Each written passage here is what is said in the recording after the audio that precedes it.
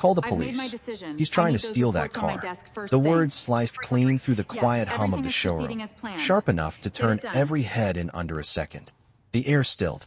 Conversations dropped mid-sentence.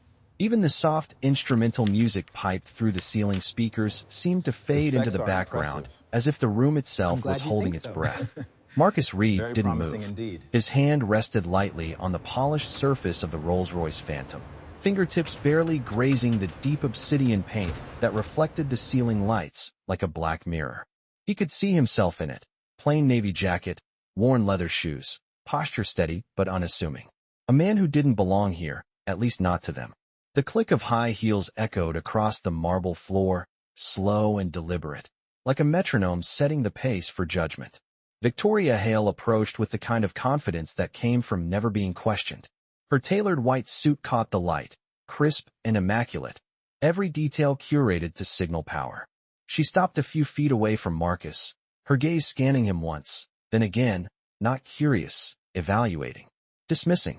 "I saw him," she said to the sales associate, her voice controlled but loud enough for the entire showroom to hear. He walked in, went straight to the most expensive car, and put his hands all over it. The associate hesitated, eyes flicking between Marcus and the car, then back to Victoria. A microfiber cloth appeared almost instantly in his hand, wiping the exact spot Marcus had touched, as if erasing proof of something unacceptable. Marcus noticed it. Of course he did. But his expression didn't change. "Ma'am," the associate began carefully, "he hasn't. I don't need your interpretation." Victoria cut in, her tone tightening just enough to make him stop. "I know what I saw." Somewhere near the entrance, a phone was already dialing. The faint murmur of someone explaining the situation to dispatch drifted across the room, low but unmistakable.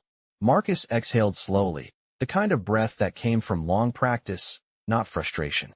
He lifted his hand off the car, letting it fall to his side, and turned to face her fully. His eyes were calm, not defensive, not angry, just present. "Is there a problem, ma'am?" he asked, his voice even, measured, almost gentle. The question hung in the air longer than expected. For a brief second, something flickered across Victoria's face, uncertainty, maybe, or irritation at being addressed so calmly. It vanished just as quickly as it came. "The problem," she said, folding her arms, "is that people like you don't walk into places like this and start acting like they own it." A few employees shifted uncomfortably. No one spoke. The showroom lights gleamed off chrome and glass, turning every surface into a reflection. Marcus standing still, Victoria standing taller, and a dozen silent witnesses pretending not to see what was happening right in front of them. Marcus's gaze drifted, just for a moment, past her shoulder to the far wall. A large metallic emblem was mounted there, the company's logo, bold and unmistakable, catching the light in sharp edges. He studied it quietly, as if recognizing something old, something familiar. Then his eyes returned to hers. Outside, through the floor-to-ceiling windows, a patrol car rolled slowly into the parking lot, its presence subtle but undeniable. Inside, no one moved. No one spoke.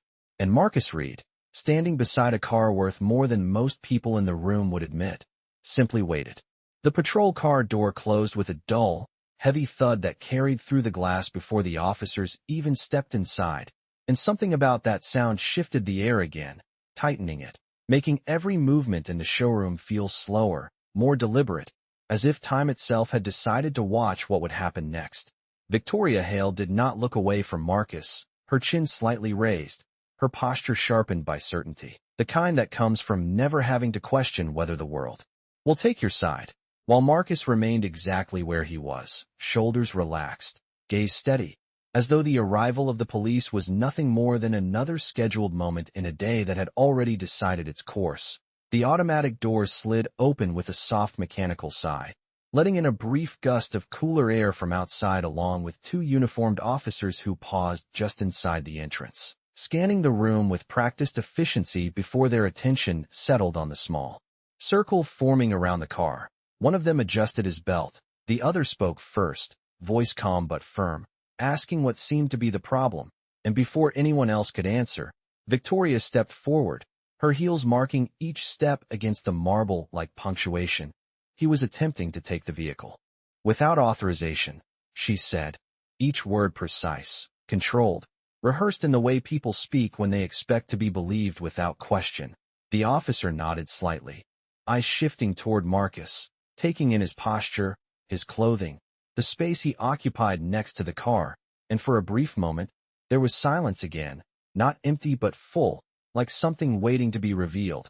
Marcus met the officer's gaze without hesitation, not challenging, not submissive, simply present, as if he had nothing to prove and nothing to hide.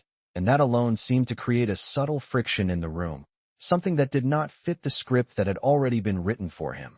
"Sir, can you step away from the vehicle for a moment?"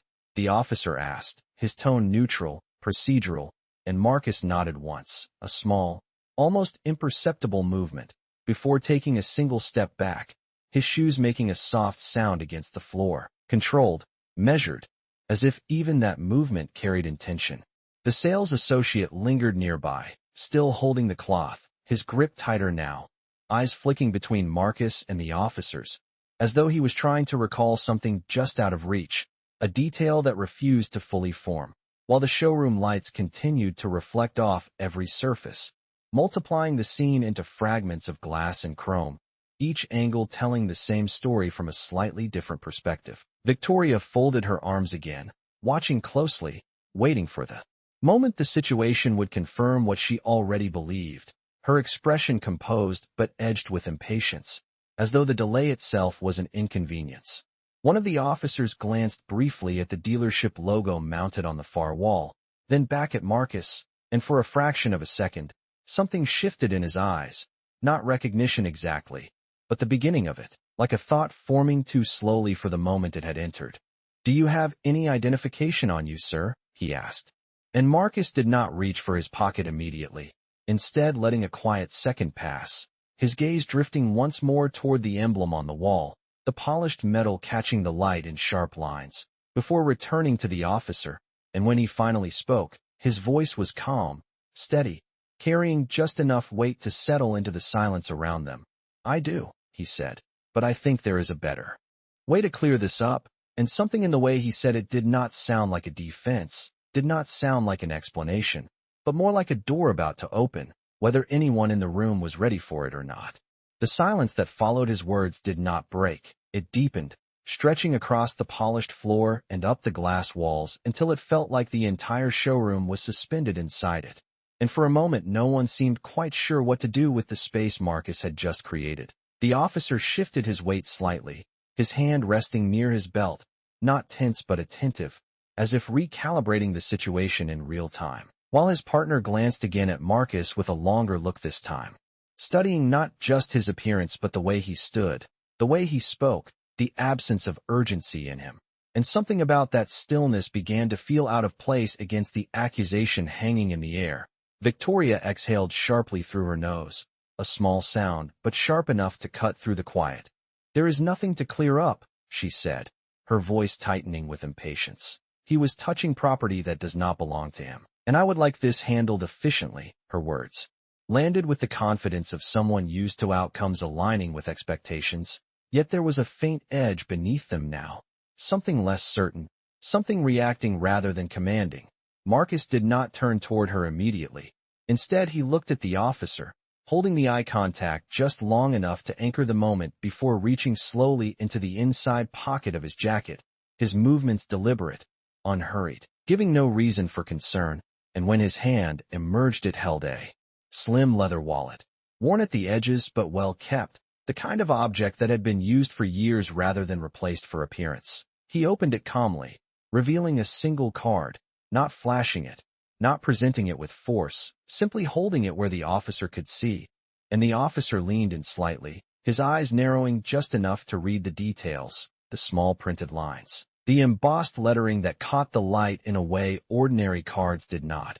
A second passed, then another, and something subtle shifted in the officer's expression, not dramatic, not sudden, but unmistakable, like recognition arriving quietly and choosing not to announce itself yet. "Sir," the officer said more carefully now, "this says you are with Reed Holdings." And Marcus nodded once, closing the wallet but not putting it away.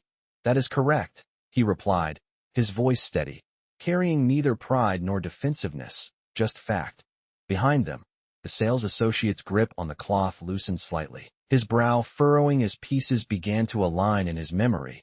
Quarterly meetings, internal memos, a name that had passed through conversations in tones of importance, always distant, always above, and now somehow standing only a few feet away. Victoria let out a short, incredulous laugh, the kind that tries to dismiss what it cannot immediately control. "Anyone can print a card," she said, waving a hand lightly as if brushing away the implication. "This is exactly why I called the police." But her voice did not land the same way it had before.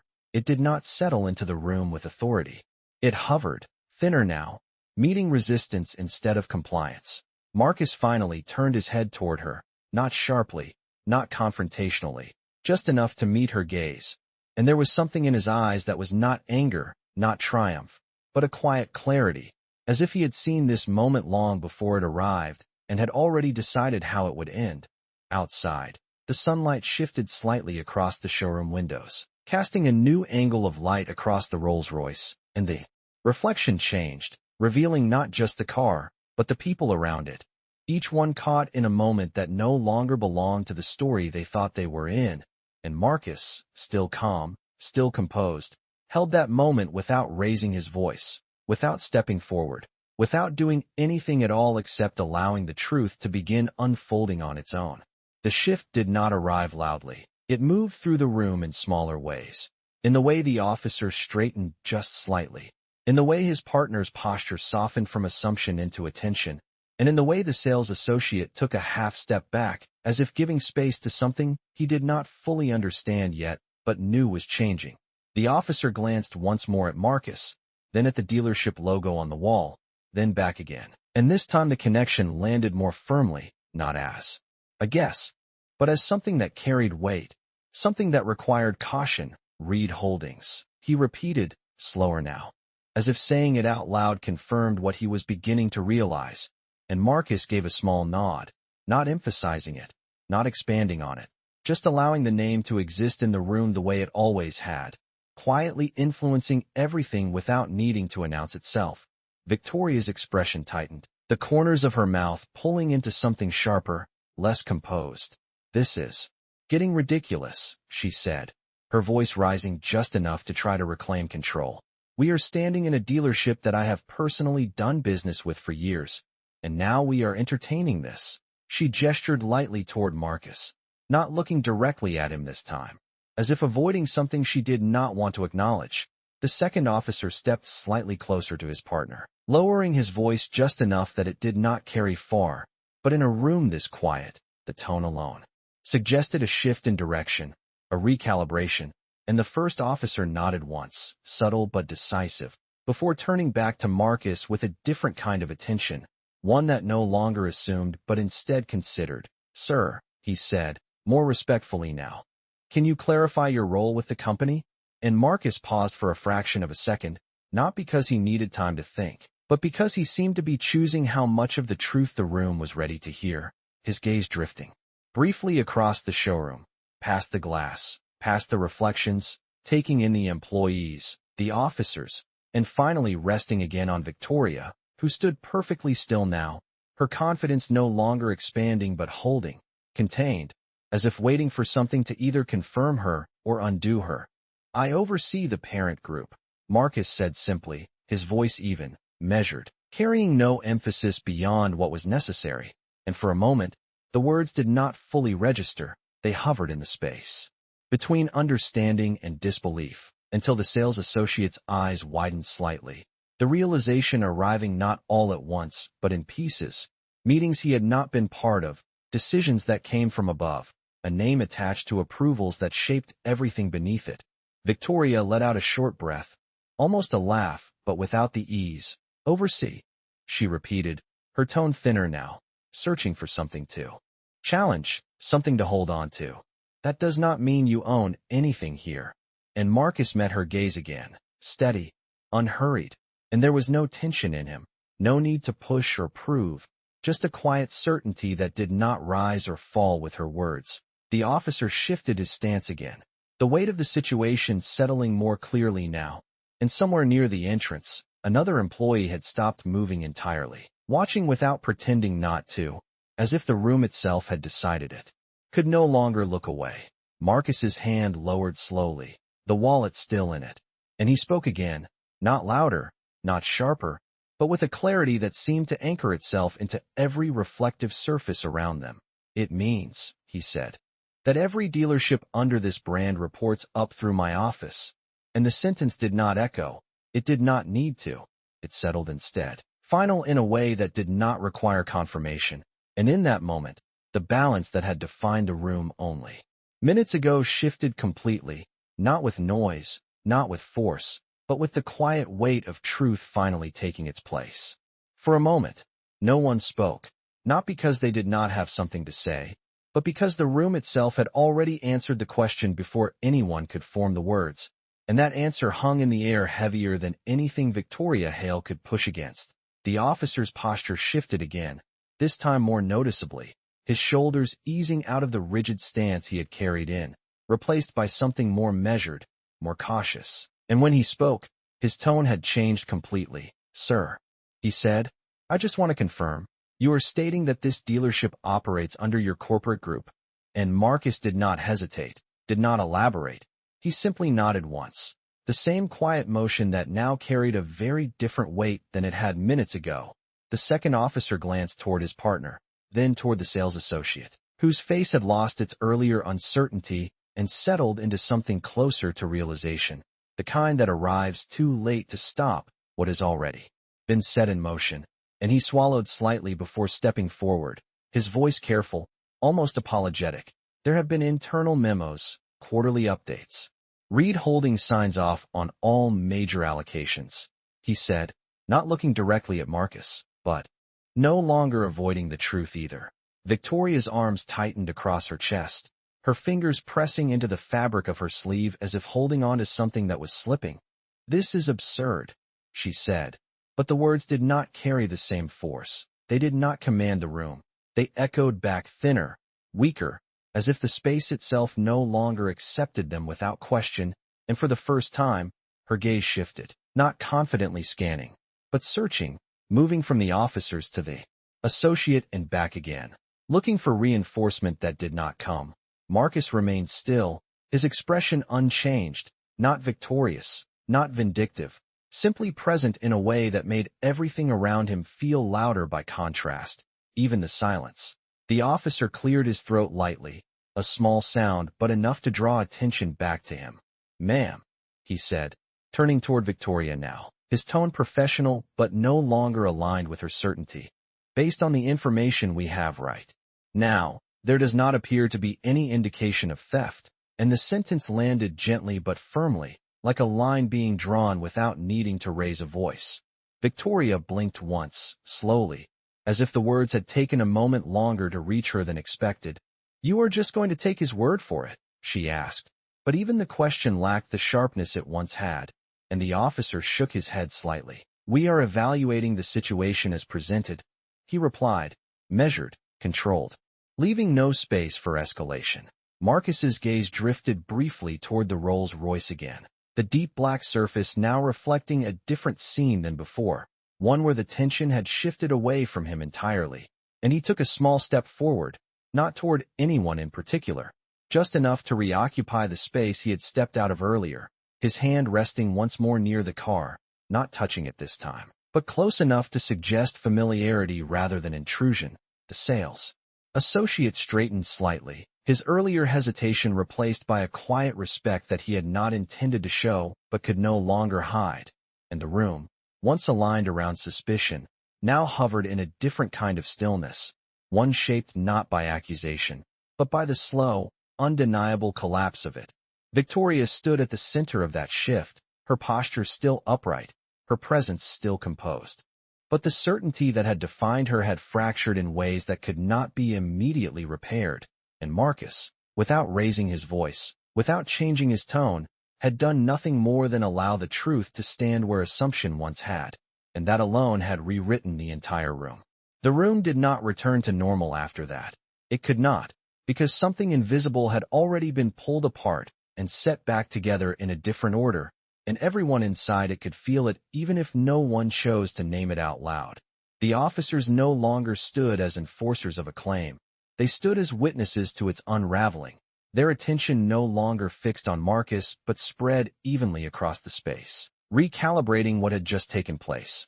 One of them took a small step back, creating distance not from Marcus, but from the tension that had once surrounded him.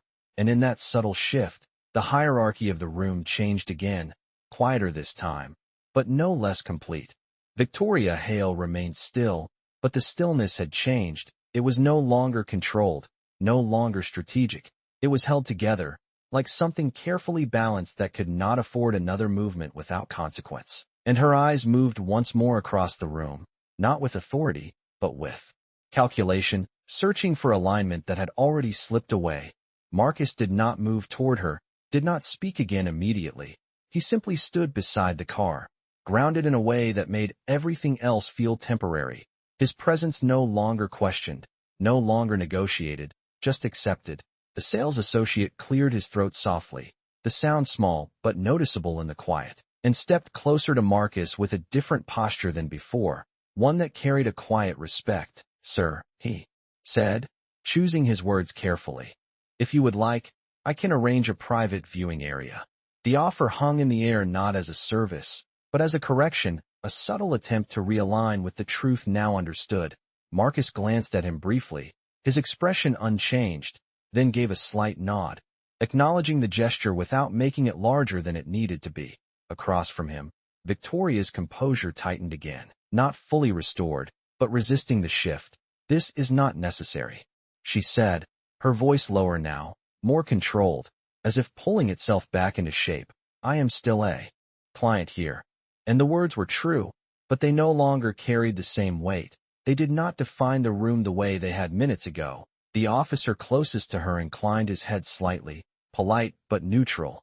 "Ma'am, no one is disputing that," he said, and the sentence was careful, balanced, offering acknowledgement without surrender, and that balance seemed to settle something final in the space between them. Marcus's gaze moved once more across the showroom, taking in the reflections, the employees, the officers, and finally resting on Victoria again, not with accusation, not with triumph, but with a quiet clarity that asked nothing and demanded even less. And when he spoke, his voice was calm, steady, carrying the same measured tone it had from the beginning. "I did not come here to cause a disruption," he said, and the simplicity of it contrasted everything that had happened. "I came to review an asset." The word choice landed gently but firmly, reframing the car, the space, the entire situation in a way that could not be undone.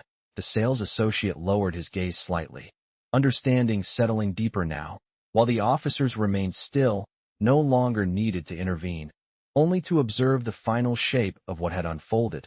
Victoria did not respond immediately, her lips parting slightly before closing again, as if the words she had relied on earlier no longer fit the moment in front of her, and for the first time since she had spoken at all, she did not fill the silence.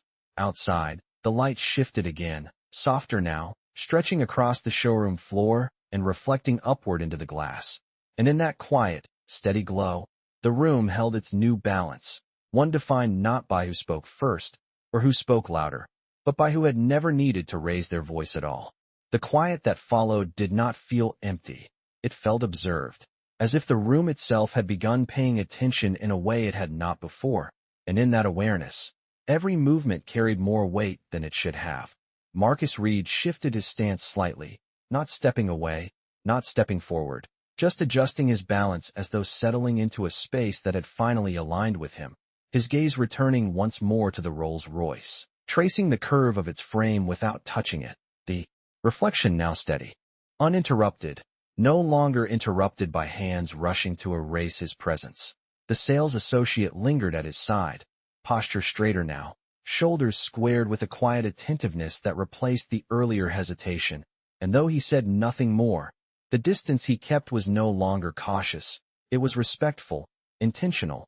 Near the entrance, the officers exchanged a brief glance, a silent understanding passing between them before one of them spoke, his voice calm, almost subdued. "Unless there is anything further, we will be clearing out." And the statement did not seek permission. It simply marked the end of something that had already resolved itself.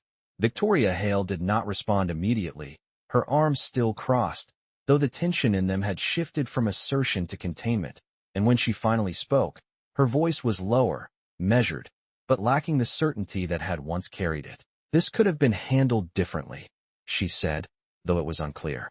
Whether the words were directed at the officers, the staff, or the situation itself.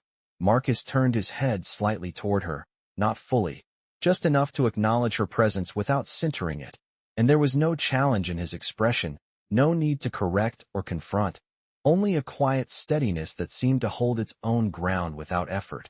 "It was handled," he replied, and the simplicity of it settled into the space between them, not dismissive, not sharp, but complete, victorious. Gaze met his fully now, and for a brief moment, something unguarded flickered beneath the surface, not apology, not yet, but recognition, the kind that arrives when certainty no longer protects you from what is true. She inhaled slowly, as if preparing to say something more, but the words did not come, and the silence that followed did not rush to fill itself. The officers moved toward the exit, their footsteps softer than when they had entered, the tension that had accompanied them no longer present, and the automatic doors opened again with the same quiet sigh, releasing them back into the daylight without spectacle. Inside, the showroom remained still, but no longer frozen, the stillness now carrying a different quality, one that allowed movement to return gradually, cautiously, as if testing whether the balance would hold. Marcus took a small step along the side of the car, his eyes following the line of the door.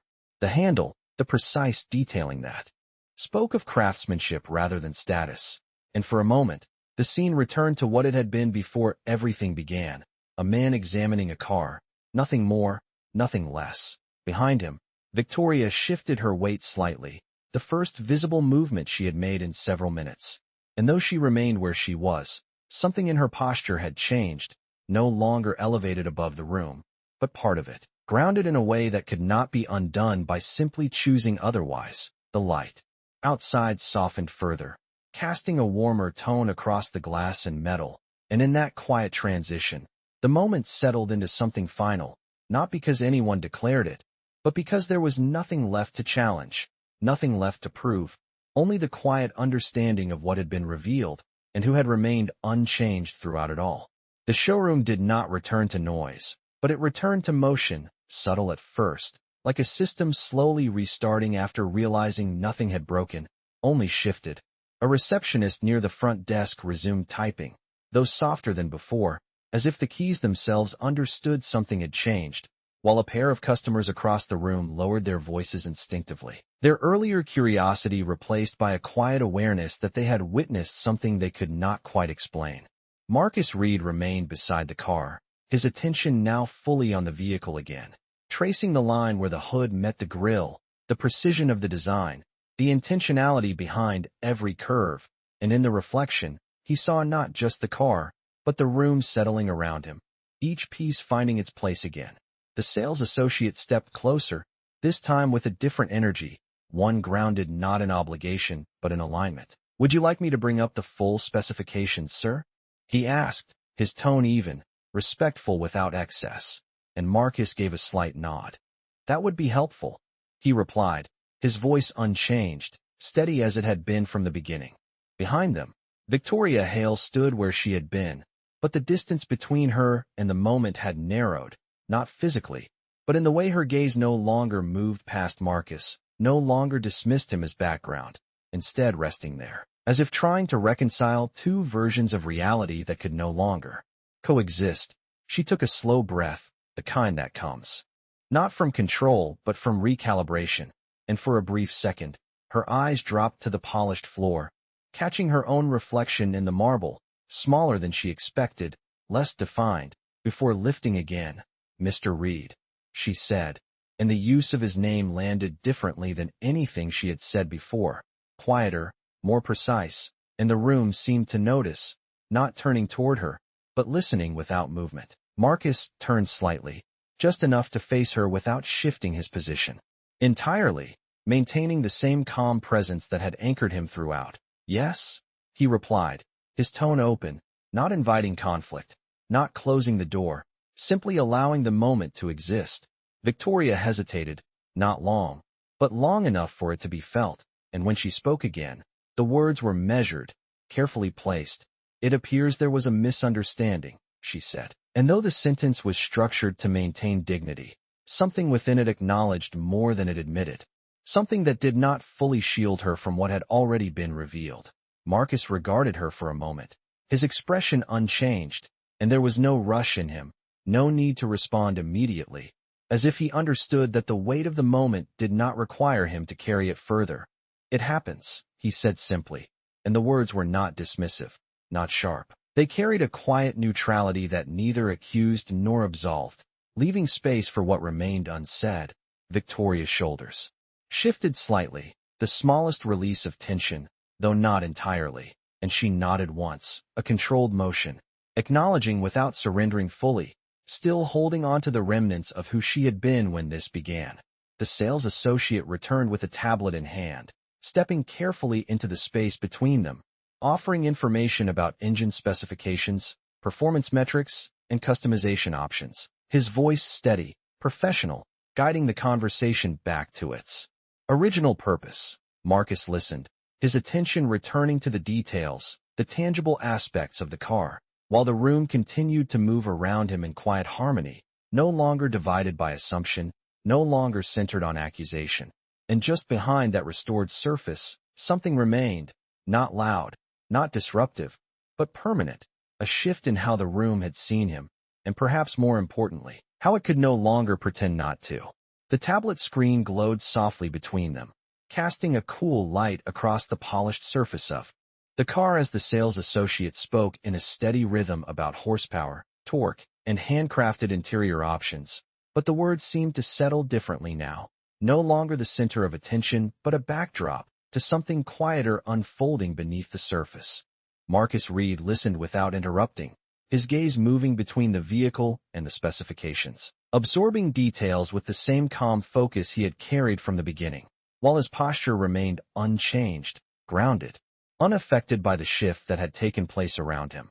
Victoria Hale stood just a few feet away, close enough to hear every word, yet no longer positioned at the center of the interaction, and that distance, though small in space, felt larger than anything measured in feet, because it was no longer defined by where she stood, but by how the room now oriented itself without her. She watched as the associate adjusted his tone, no longer cautious, no longer hesitant, but aligned, attentive, respectful in a way that could not be mistaken for routine service. And something in that adjustment settled deeper than the earlier exchange, not sharp, not immediate, but persistent. Marcus asked a question about the engine configuration, his voice even, practical, returning fully to the purpose that had brought him there, and the associate responded quickly, eager now, providing precise figures, explaining performance in clear terms, his earlier uncertainty replaced by clarity, and in that exchange, the room continued to normalize, not by forgetting what had happened, but by moving forward with the understanding that it had.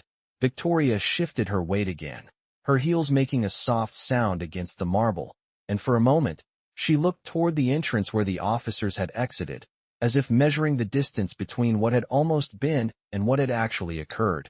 And when her gaze returned, it lingered on Marcus longer than before, not searching, not dismissing, but recognizing in a way that could not be undone.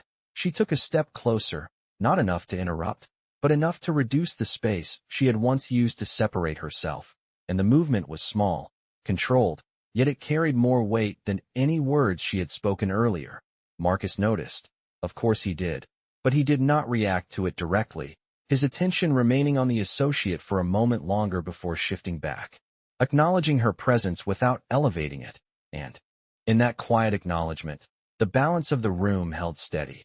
"If there is anything further you need reviewed, I can arrange access to the full portfolio," the associate said, his voice confident now, and Marcus nodded slightly.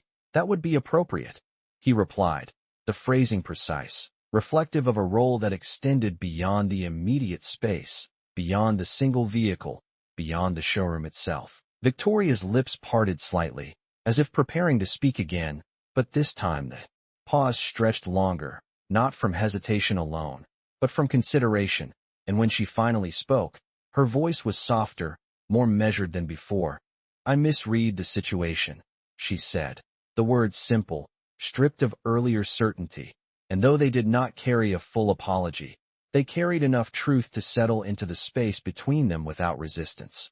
Marcus regarded her quietly, his expression unchanged, and for a brief moment, the room seemed to wait again, not for conflict, not for correction, but for something smaller, something more human. "It is easy to do," he said, and the response did not accuse, did not dismiss. It simply acknowledged, and in that acknowledgement, something shifted once more, not in the structure of the room, but in the space between two people who now stood on ground that could no longer be defined by what had happened before, only by what they chose to do after it. The words settled without resistance, not because they resolved everything, but because they did not try to, and in that restraint, something deeper held. The showroom continued its quiet rhythm, the soft hum of air conditioning, the faint shuffle of movement in the distance, the low reflection of light across polished surfaces, all of it returning to a normal that no longer felt the same. Marcus Reed lowered his gaze briefly to the car once more, tracing the edge of the hood with his eyes as if grounding himself in something tangible, something that did not shift with perception or assumption. And then he stepped back half a pace, creating just enough distance to see the entire vehicle in full, its presence no longer contested, no longer symbolic, simply what it had always been. The sales associate followed his movement instinctively, adjusting his position to remain aligned. His tablet angled slightly as he continued to explain features with a renewed clarity, his voice steady, professional, but now carrying an awareness of who he was speaking to that could not be undone.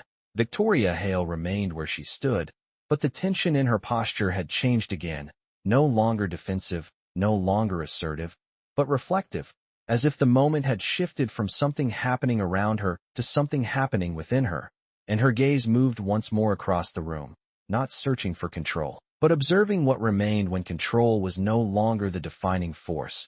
She watched as the associate spoke, as Marcus listened, as the room functioned without her direction, and for the first time, there was no immediate impulse to interrupt, to correct, or to reassert, only a quiet awareness of how quickly the narrative she had assumed had dissolved.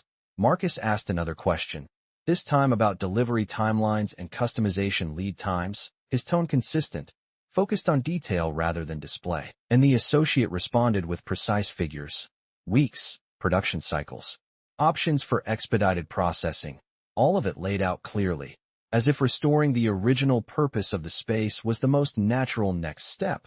Victoria took another small step forward, not enough to intrude, but enough to place herself within the same frame, no longer positioned apart, and the movement, though subtle, carried a different kind of intention, one that did not seek dominance, but proximity. "If you are considering acquisition," she said after a brief pause, her voice quieter now, more measured than it had been at any point before, "this model holds value long-term." And the statement was careful, neutral, offering information rather than authority, and for a moment, it hovered in the air between them, not challenged, not dismissed. Marcus turned his head slightly toward her, acknowledging the contribution without overemphasizing it, and gave a small nod. "I am aware," he said, not dismissive, not corrective, simply factual, and then his gaze returned to the associate, allowing the conversation to continue without shifting its center. Victoria absorbed the response, the lack of friction, the absence of confrontation, and something in her expression softened, not dramatically, not visibly to everyone, but enough to register in the stillness that surrounded her. She looked down briefly, catching her reflection again in the polished floor, but this time she did not look away quickly. She held it for a second longer, as if recognizing something in it she had not considered before, and when she looked up again, the room had not changed, but her place within it had, subtly, permanently. Marcus stepped slightly to the side, giving the associate space to continue presenting, and the moment moved forward, not erased, not forgotten, but integrated into what came next, a quiet continuation shaped not by what had been said at the beginning, but by what had remained true all along. The associate's voice continued, steady and precise, outlining options that now sounded less like a sales pitch and more like a report being delivered upward, each detail measured, each number grounded. While Marcus Reed listened with the same quiet focus, his attention anchored in substance rather than spectacle, and in that focus, the room seemed to take its cues, aligning itself around clarity instead of assumption. Victoria Hale remained beside them, no longer outside the exchange, yet not leading it either. Her presence recalibrated into something quieter, something that did not demand space but occupied it with awareness. And for a moment she said nothing, allowing the rhythm of the conversation to continue without interruption, as if learning the shape of a moment she could not control. Marcus reached out this time, not to claim, not to prove, but simply to rest his fingertips briefly along the edge of the door frame. The contact light, intentional, the same gesture that had started everything now carrying none of the weight it once had, and the surface remained untouched by reaction, unpolished, uncorrected, exactly as it should have been.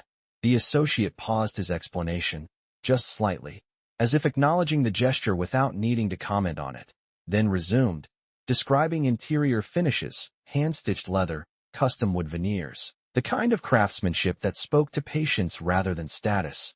And Marcus nodded once, absorbing the information.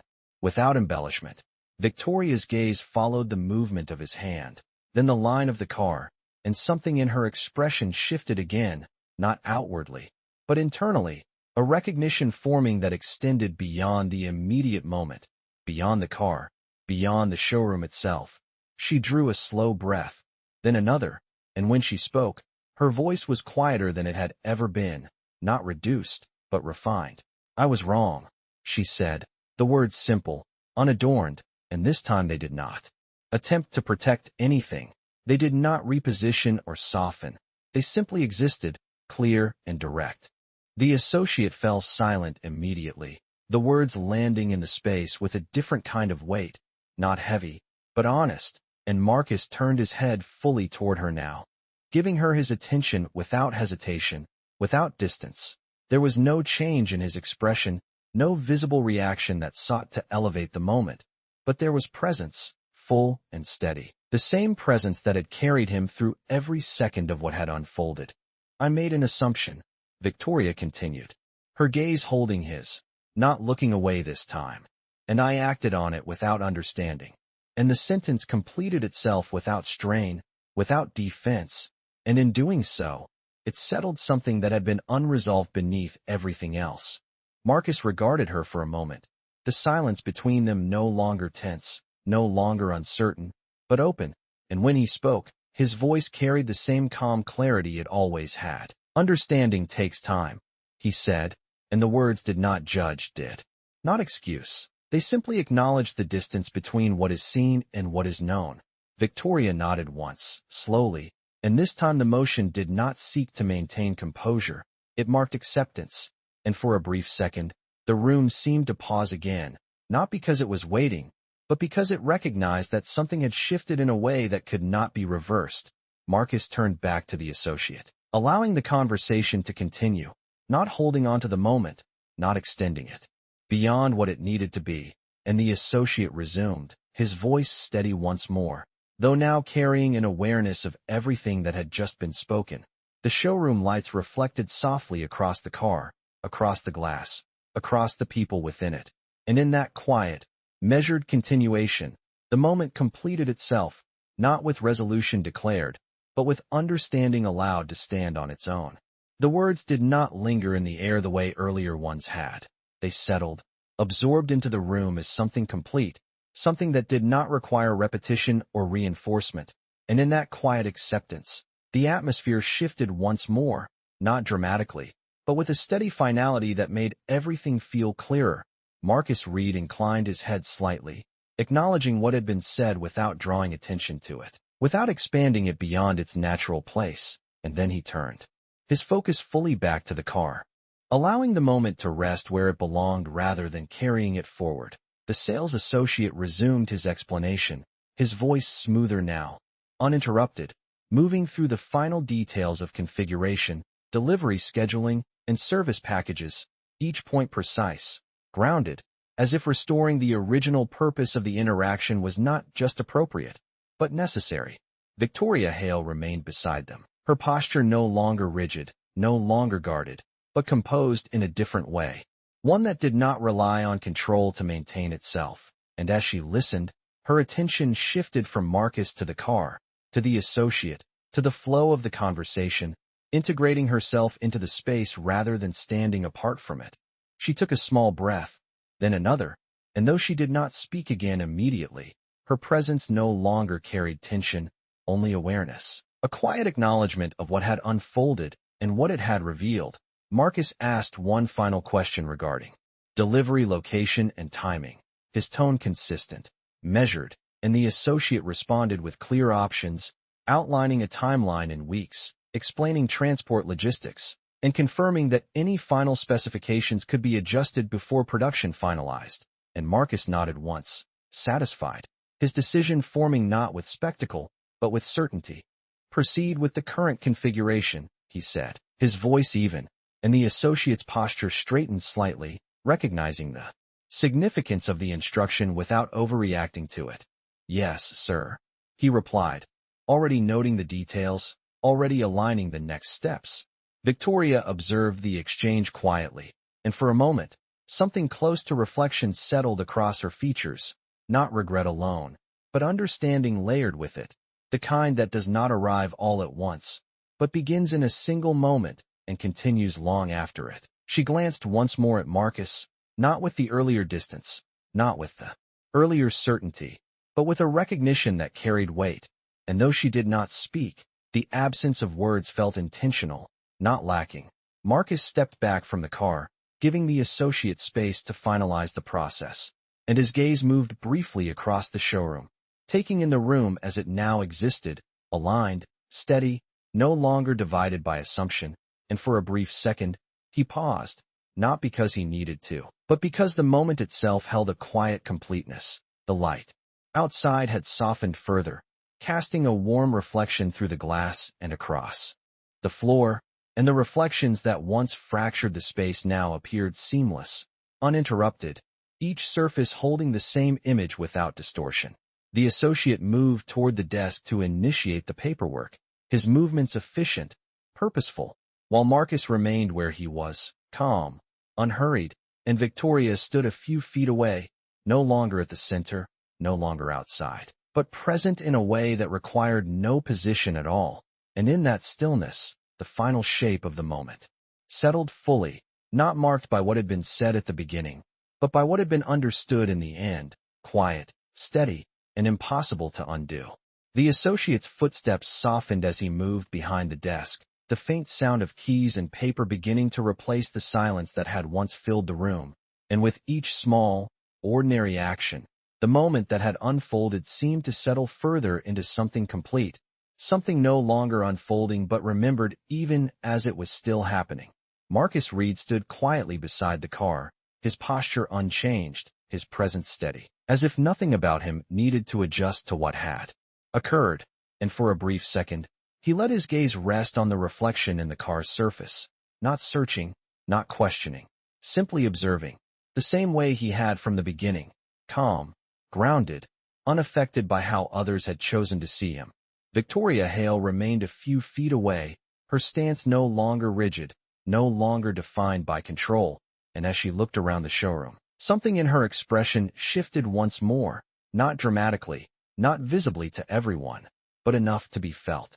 In the quiet space around her, a recognition that extended beyond the moment itself, beyond the car, beyond the room, into something that would follow her long after she left.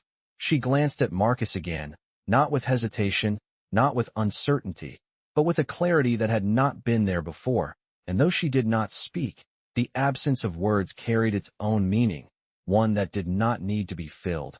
Marcus turned slightly, his attention moving toward the front of the showroom where the light filtered in through the glass, softer now, warmer, stretching across the floor in long, quiet lines, and after a moment, he began to walk, not hurried, not slow, just steady, each step measured, grounded, as if he had always known exactly when he would leave.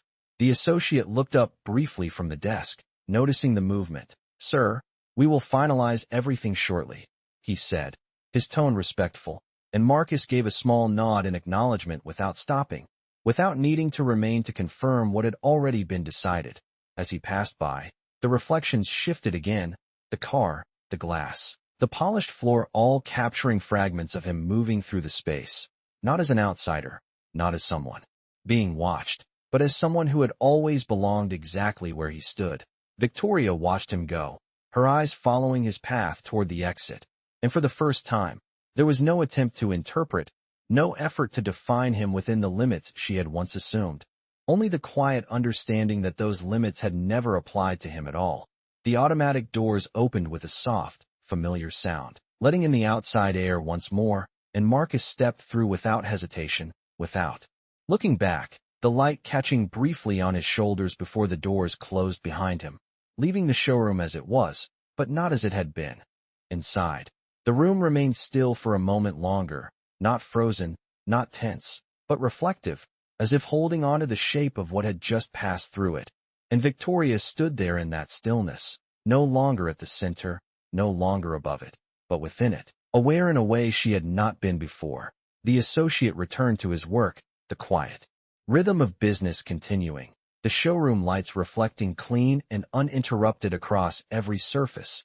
And yet beneath that surface, something remained, not loud, not visible, but permanent, a shift in understanding that would not announce itself, but would exist in every future moment that looked like this one. And as the light outside continued to soften, stretching across the glass and settling into the space, the story did not end with what was said or done, but with what remained, a quiet, unspoken truth that did not need to be repeated to be understood.